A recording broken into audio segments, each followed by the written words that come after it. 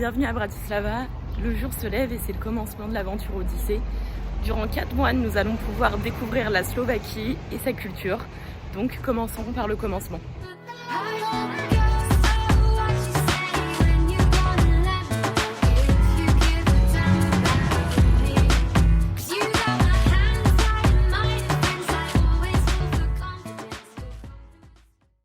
La Slovaquie est un petit pays d'Europe de l'Est. Sa population compte 5,46 millions d'habitants, sa superficie de 49 000 km². Sa capitale, dans laquelle nous nous situons aujourd'hui, est Bratislava.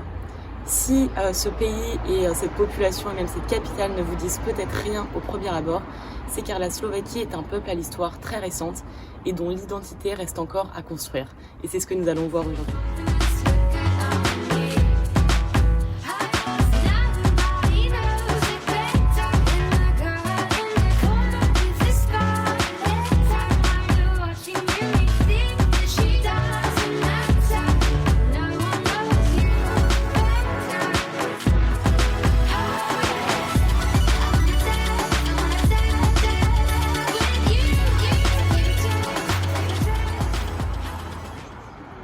La Slovaquie n'a pas d'histoire en tant que nation. Son territoire ayant été incorporé à celui de la Hongrie, le peuple slovaque a presque toujours vécu jusqu'au XXe siècle sous domination austro-hongroise. Le château de Bratislava qui surplombe la ville est par ailleurs témoin de cet héritage. Il a en effet constitué durant des années un des châteaux principaux du royaume de Hongrie. À cette époque, quelques éléments d'identité slovaque émergent déjà, mais nous sommes cependant encore loin de l'État-nation.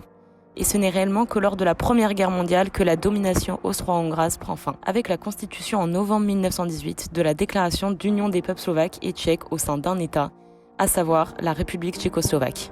Mais cette union est partiellement artificielle. En effet, la République tchèque est une ancienne possession autrichienne. Sa population est plus riche, plus industrialisée et à dominance athée.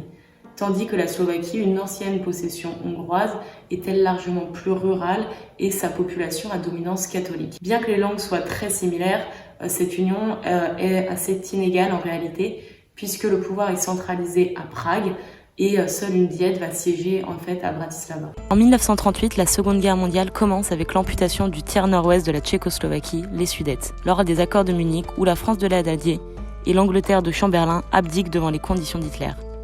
Par la suite, le 13 mars 1939, Hitler convoque Mr. Joseph Tiso à Berlin et lui demande de choisir entre l'indépendance slovaque sous protection allemande ou le partage du pays entre la Hongrie, la Pologne et l'Allemagne.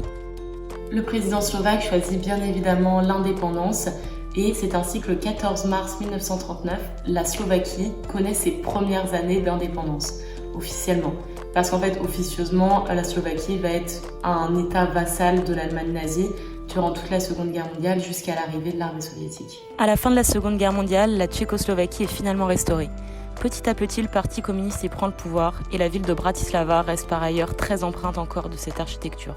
Ce n'est qu'en 1989 que la dictature communiste prend fin avec la bien connue Révolution de velours. À la suite d'une manifestation d'étudiants brutalement réprimée, les manifestants vont protester silencieusement en allumant des bougies. Ces manifestations silencieuses signent la fin du régime communiste et après des négociations entre Tchèques et Slovaques, le pays prend de nouveau le nom de République fédérale tchèque et slovaque. Cependant, en 1992, après donc 3 années d'indépendance et près de 74 ans de vie commune, la Slovaquie et la République tchèque vont décider de se séparer. Donc cette décision est prise par la Chambre des députés de Prague et de Bratislava. On va appeler cette séparation le divorce de velours, rapport donc au fait que ce soit fait en douceur et sans fracas.